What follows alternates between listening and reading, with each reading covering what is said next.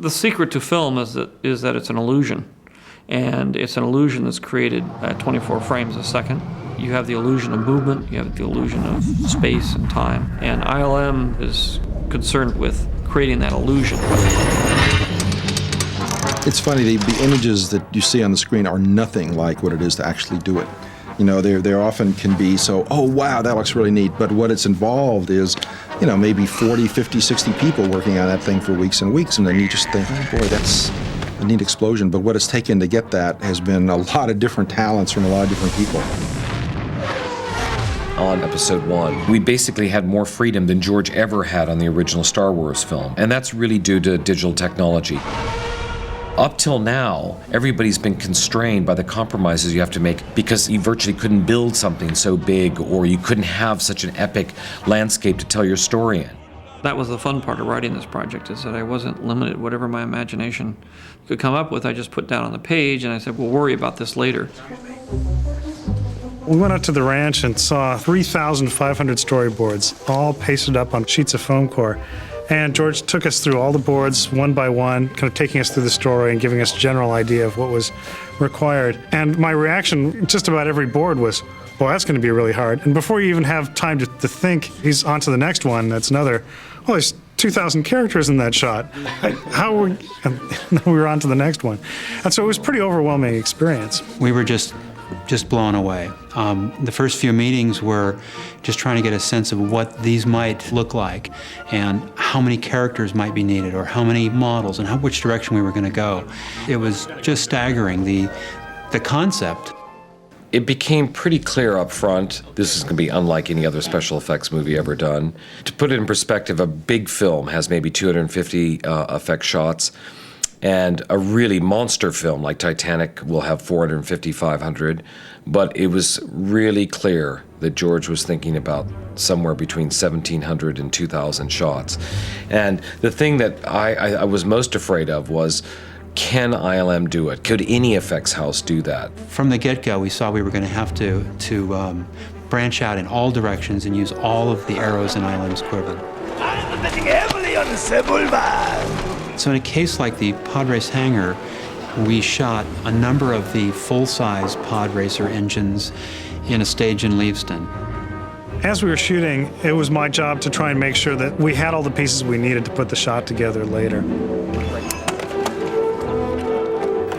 There was a huge crew, lots of computers, lots of wires, and lots of guys hunched over these machines, and I thought, well, I know they have to do with the film, but I don't quite want to know what they're up to. We used whatever would work. We used the oldest of the old techniques, miniatures and matte paintings, and we used the newest of the new. We wrote a lot of new software on the show to be able to do some of these shots. You know, these guys over here are building this wonderful model, 5 people building a model for 3 weeks that then goes to a pyrotechnic guy, and there's a camera crew shooting it, and they blow that thing up. Okay, roll camera.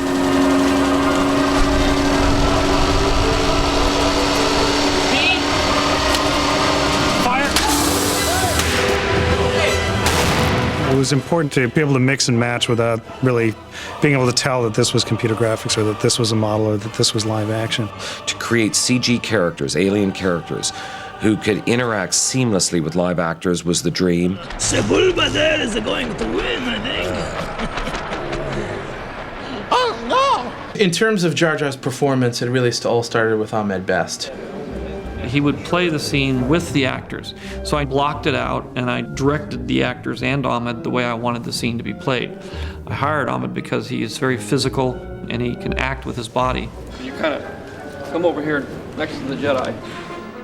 So we have Ahmed motion capture applied to the Jar Jar model, but we haven't done any of the ears or the hands or anything yet.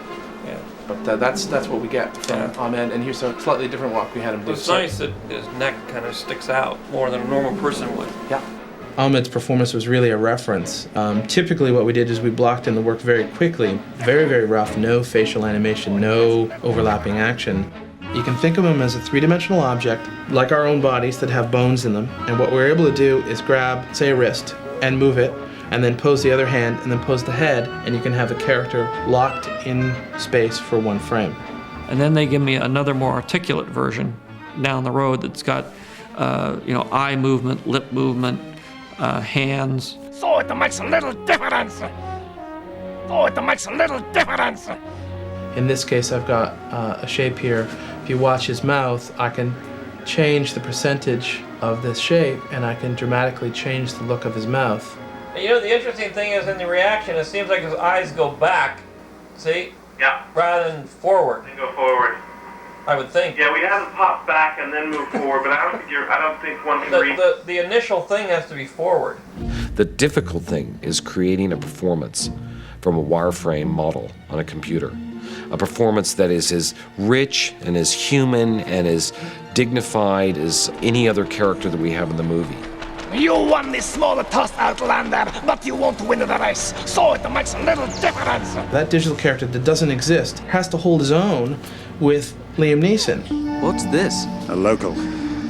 This isn't a group of computer geeks. These are serious guys who understand performance, subtlety, behavior, pacing, all the elements of storytelling. The analogy really is of a painting, an enormous painting. You look at any individual shot, and it's amazing what George and ILM has jammed into each frame of this movie. You're actually bombarded with it the first viewing. There's one shot that I just love. It's a helicopter shot establishing Theed. It's way too short for me. I've seen it 25 times. I still can't see everything I want to see. The biggest challenge is producing the volume of effects and keeping the quality level up. It was like building Venice. To build a city, a classical Renaissance city of the future or the past, it was fabulous. Any show that we do, typically there's a couple aspects of it that are something that hasn't been done before. And on this show, there were probably 24. So dealing with fabric simulation, you know, how the cloth folds and how it reacts to the movement. Bombard General. Extremely dense, complex scenes with hundreds or thousands of characters. Synthetic terrain generation. The pod race is an incredible accomplishment. Virtually everything, the sky, the terrain, the pod, the engines, and the digital characters, the CG alien characters that actually fly the machines, are completely created by a group of artists. Nothing like that has ever been attempted before. With the synthetic way that we're doing these, you know, we can really give the emotion to the scene that is appropriate for the film. You have to see the film 2 or 3 times. It's so dense. There's so many different things that are going on in each frame. There's an old cliche that says the best compliment you could ever get is that nobody knew there were effects in the picture. You know, I'm not sure I agree with that. I mean, I also really like working on the really bold stuff, like racing through the desert at 600 miles an hour and things crashing and exploding.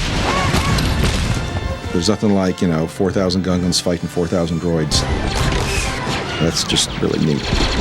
A lot of people were very, very nervous in the beginning of this, but everybody has come through in the most amazing way. You know, he's been waiting for 20 years to fold everything ILM has learned back into episode 1. And action. It's a beautiful thing to witness and watch.